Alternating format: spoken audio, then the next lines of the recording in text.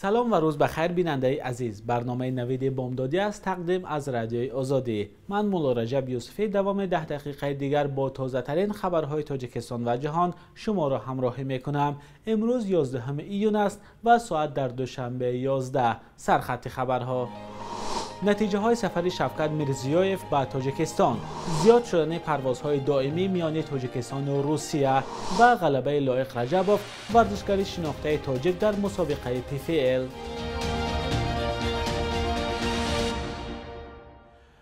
در تاجیکستان به شفقت میرزیویف رئیس جمهوری ازبکستان اردن زرین تاج درجه 1 دادند. مراسم تقدیم آن شام 10 ایون در کاخ باربدی شهر دوشنبه گذشت. خدمات مطبوعات پرزیدنت تاجیکستان گفت این اردن برای خدمت‌های شایان جهت تحکیم مناسبت‌های بین دولتی، توسعه رابطه‌های دوستانه و حسن همجواری میان خلق‌های تاجیک و ازبک، رشد همکاری‌های متقابلا سودمند تجارتی و اقتصادی و فرهنگی و گومانیتری داده شد. میرزیویف روز 10 ایون با سفر رسمی به تاجیکستان آمد.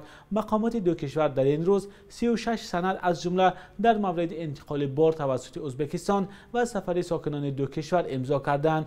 جزئیات این سندهای امضا شده و تفصیلات بیشتر درباره سفر میرزیویف را در گزارش همکارانم برات یوسفی و اسکندر فیروز همراه می‌بینیم. بیشتر از 1 میلیارد دلار آمریکایی، این حجم مبلغ سازشنامه‌های به تصویب رسیده میان مقامات تاجیکستان و ازبکستان به دنبال سفر رسمی شفقت میرزیویف رئیس جمهوری ازبکستان به تاجیکستان است. پس از دیدار و گفتگوهای بیشتر از 4 ساعته دو رئیس جمهور و هیئت‌های رسمی، بیشتر از 30 سازشنامه‌های بین حکومتی به امضا رسید. ما به عمیق‌تر کردن همکاری در بخش‌های نقلیات و رشد دالان‌های ترانزیتی توجه خاص ظاهر می‌کنیم. به قرار آمدیم که همچنین به بهتر کردن بارکشانی از طریق راه آهن ماشین و هوایی ادامه می‌دهیم. غیر از این به سازش رسیدیم که تبادل فرهنگی، علمی، تندرستی و معارف را فعال گردانیم. بر اساس این سازشنامه‌ها ازبکستان ساختمان دو نیروگاه در فراز رودخانه زرافشان، کارخانه تولید ماشین‌های سبکرو، راه آهن، کارخانه‌های نساجی، گرمخانه‌ها و کارکرد محصولات کشاورزی را در تاجیکستان سرمایه‌گذاری می‌کند.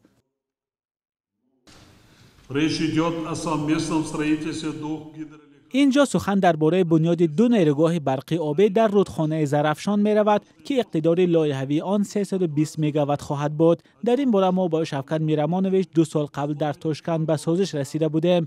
امروز سازشنامه به امضا رساندیم که قدم‌های من بعده ما را جهت اجرای این طرح‌ها به تنظیم می‌دارد.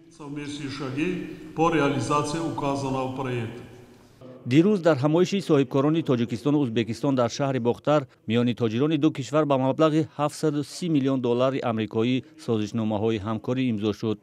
همچنین امامعلی رحمان و شفقت میرزیویف رئیس جمهوران تاجیکستان و ازبکستان در مراسم آنلاینی مورد استفاده قرار دادن بیمارستان در ناحیه قبادیان ولایت ختلان و مکتب میانه در ناحیه اورگوت ازبکستان شرکت کردند. بیمارستان را ازبکستان و مکتب را تاجیکستان در کشورهای همدیگر بنیاد کردند. طبق اطلاع شفقت میرزیویف رئیس جمهوری ازبکستان، اگر در سال 2017 تبادل مال و کالا میان ازبکستان و تاجیکستان کمتر از 100 میلیون دلار آمریکایی بود، در سال پاندمی 2020 این رقم به 500 میلیون دلار آمریکایی رسیده است و قرار است در یک سال بعدی گردش مال میان این دو کشور مرز تا 1 میلیارد دلار را عبور کند. سفر شفقت میرزیویف به تاجیکستان امروز نیز دوام میکند. در نظر است که امروز رئیس جمهوری ازبکستان با امامعلی رحمان به ولایت سوغد تاجیکستان رفته از یک قطار انشاءات صنعتی ولایت سوغد دیدن کنند.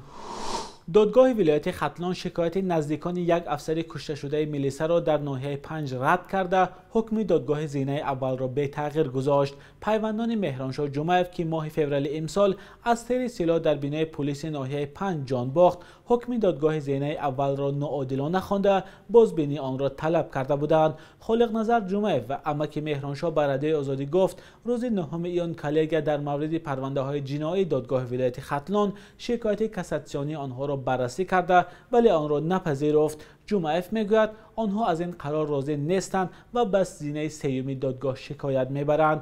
مهرانشاه جمعیف 25 ساله روز 7 فوریه امسال و هنگام سپردن سلاح در بینای شعبه کارهای داخلی ناحیه 5 با ضربه تیر جان باخت. دادگاه ناحیه 5 روز 11 می نسیم امیرزاده را در قتل مهرانشاه جمعیف گناهکار شناخته او را به 3 سال حبس سکونتی و پرداخت 100,000 سامانه به پیوندان افسر کشته شده محکوم کرد. از 10 ایون شمار پروازهای منتظم میان تاجیکستان و روسیه زیاد شد. سفارت روسیه در تاجیکستان با پخش خبرنامه گفت اکنون شرکت‌های یوتر و سامان ایر هر هفته از دوشنبه به مسکو 2 پرواز انجام می‌دهند. تا این دم این شرکت‌ها در این خط سیر حق داشتند فقط 1 پرواز در یک هفته انجام دهند. به اطلاع منبع پرواز هواپیماهای شرکت یوتر از دوشنبه به مسکو هر هفته روزهای چهارشنبه و جمعه در نظر است. هواپیماهای سامان ایر در خط سیر دوشنبه مسکو دوشنبه هر هفته روزهای سه‌شنبه و جمعه پرواز انجام می‌دهند. پیشتر مسئولین آژانسی اویاسیون شهروندی تاجیکستان گفتند که نرخ بلیط برای پروازهای دائمی 4050 سامانی است، ولی ساکنان ارزش آن را بیشتر از این میگویند. افزایش پروازها میان تاجیکستان و روسیه میتواند برای مهاجران خبری خوش باشد، چون صدها مهاجر تاجیک همه روزه در نزد نقطه‌های بلیط فروشی منتظر خرید بلیط به سمت روسیه هستند. پروازها میان تاجیکستان و روسیه 1 اپریل آغاز شدند. فعلا شرکت‌های سامان ایر و یوتر میان دو کشور پروازهای دائمی انجام می‌دهند. بر علاوه شرکت‌های اورالسکی اویالینی، یمل و سیبیر هم با پروازهای چارتری مسافران را به روسیه میبرند. لایق رجبوف ورزشکار شناخته تاجیک در مسابقه لیگ کسبی محاربه‌های آمیخته یا PFL رقیب روسش احمد علیف را شکست داد. سبقت رجبوف با علیف شام 10 ایون در آمریکا برگزار شد. ورزشکار تاجیک در راوند اول در 22 ثانیه رزمکار داغستانی را شکست داد. با این غلبه لایق رجبوف به دور بعدی مسابقه PFL راه می‌یابد و امکان پیدا می‌کند که برای $1,000,000 مبارزه را دوام دهد. سبقت بعدی لایق رجبوف در نظر است که ماه اوگوست برگزار شود. رزمکار تاجیک در سبقت پیشین لیگ کسبی محاربه‌های آمیخته با الکس مارتینز از پاراگوئه واخورد و داوران غلبه را به مارتینز دادند. لایق رجبوف تصمیم حکمان را ناعادلانه خواند و از نتیجه قوه آزمایی به PFL اعتراضنامه نوشت. هنوز معلوم نیست که نتیجه این شکایت چی شد. لایق رجبوف سال 2019 در فینال گرند پری مسابقه PFL شرکت کرده بود.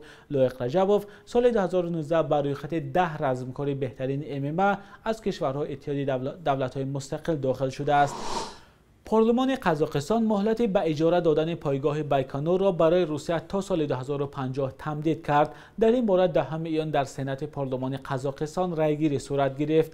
مجمع بایکانور از ایستگاه پرواز کشتی‌های کیهانی و شهر بایکانور عبارت بوده. آن را روسیه از سال 1994 از قزاقستان به اجاره گرفته است. اجاره پولی همساله آن طبق قرارداد $115 میلیون می باشد. در حال حاضر بایکانور قزاقستان یگانه پایگاهی است که روسیه می تواند از آن موشکبر سیوز 2 را پرتاب کند.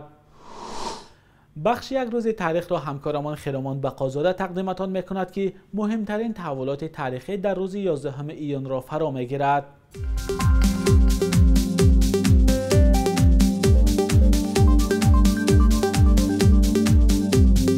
مقامات زندان‌های تاجیکستان 11 ایون سال 2020 گفتند 11 محبوس از التهاب شش یا پنیومونیا درگذشت.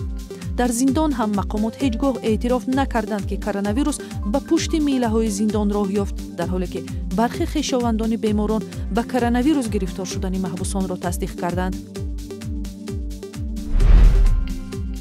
11 ایون سال 2017 مقامات پولشا گفتند از سال 2016 با موج بی‌سابقه مهاجران و پناهجویان از تاجیکستان روبرو می‌شوند. آن زمان 830 نفر خواستار زیستن در این کشور اروپایی شدند. اکثر تاجیکستانی‌های پناهجو با نارضایت از فضای سیاسی ترک وطن کردند. 11 ایون سال 2011 سازمان جهانی کار گفت در تاجیکستان 200,000 کودکان مجبور هستند به خاطر تأمین خود و یا خانواده‌هایشان کار کنند. کار در صحرا و خانه، تجارت و یا عرابه‌کشی هرچند منع است، ولی به یک مشغولیت معمولی کودکان خانواده‌های نیازمند در سال‌های آخر تبدیل شده است. بانک ملی تاجیکستان ارزش سامانه را نسبت به اسعار خارجی برای امروز 11 ایون چنین اعلان کرده است.